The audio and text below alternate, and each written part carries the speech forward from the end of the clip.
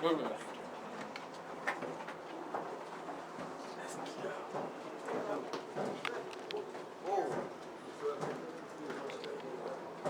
All part of the show. Oh yeah, I remember this now. I remember this. Now I remember.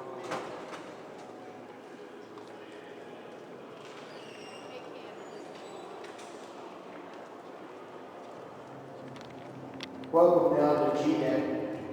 We're currently as low as you can go. 4 to 6 feet from the very bottom of the ship. If you look over the railings on either side of you, that is the inner hull down there. Along with some heavy metal I-beams. The I-beams were called sleds. That's what the boiler tanks were attached to on the floor. The tanks extended to the ceiling. Up there are catwalks, ladders, platforms, areas where the gentlemen stood servicing the tanks. When the Qween was at sea, she had 27 boiler tanks housed in 5 boiler room areas.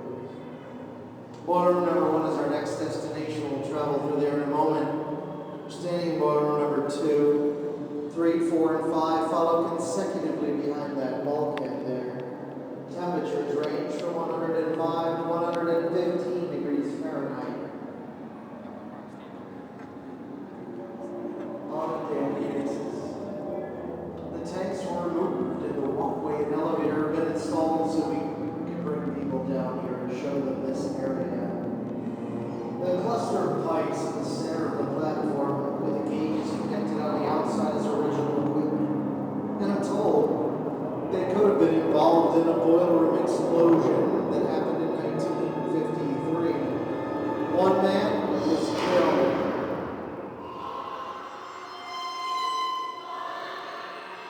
Sorry about that, folks. She is an old ship and sometimes her wiring gets a little... Sean! We can use some lights down here. Sean, please call maintenance now.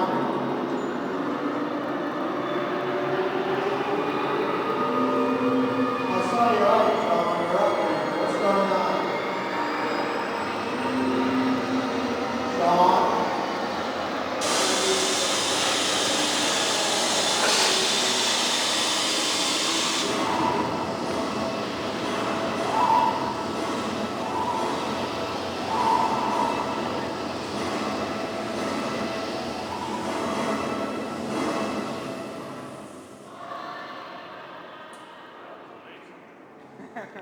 Is everyone all right? Nope. I'll take that next answer as a yes. Sorry, something or someone played a nasty trick on us. It was cold, spectral steam. Hot steam would have boiled us alive. Except for Sean. Anyway, we're gonna keep going. Forward and to your left, you will be able to see a heavy hatcher water tank door. When the Qween was at sea, her water tank door systems were hydraulically controlled from the bridge. 700 pounds of hydraulic pressure slammed each door shut in a matter of seconds. The young men played a game with the doors, called chicken, hopping in and out of them to see how many times they could do it before they slammed shut. In 1966, the inevitable happened. A young 18-year-old fireman slipped, fell, and hatch door 13 slammed shut, cutting his body in half. They say his ghost haunts these areas. We call him Half-Hatch Henry.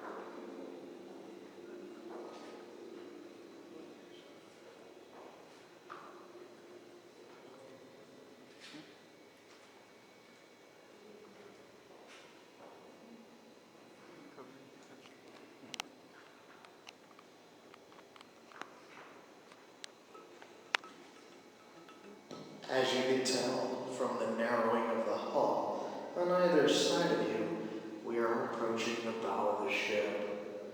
Be cautious on that platform that sometimes gets slippery. If you look up forward onto the bulkhead, you might see some of the remnants of damage which needed to be repaired after the collision between the Queen Mary and her escort cruiser, HMS Curacao, October 2nd, 1942. Over 300 men lost their lives on the Curacao. The accident occurred around 2 o'clock in the afternoon in the icy waters of Northern Ireland. When the two ships collided, the Curacao was broken into. In less than a minute, both halves were in flames. In less than 5 minutes, she was gone. There was nothing that anyone could do on the Queen Mary. If they had stopped, they would become sitting targets for Hitler's U-boats patrolling the area. Paranormal research has told us you're standing right in the middle of a hot spot of paranormal energy. They believe the souls of those 338 men are trapped here.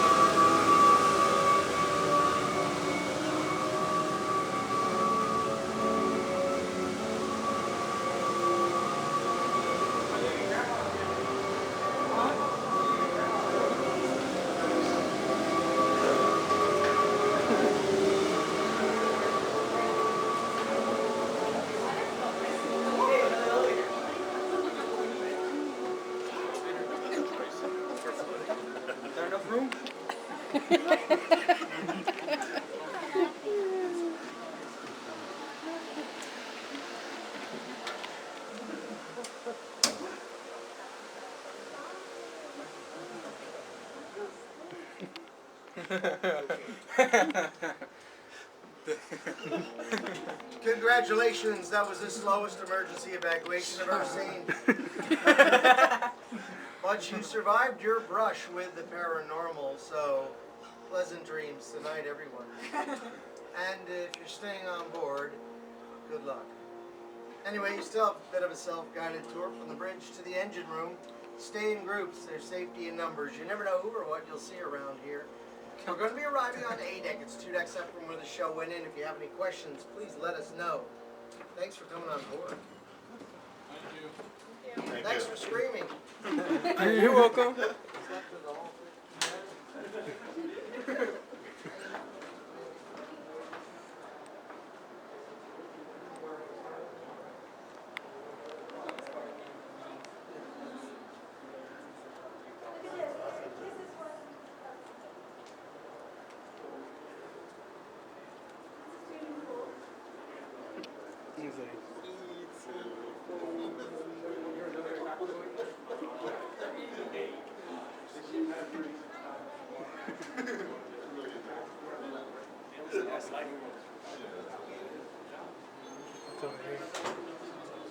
Little Qween.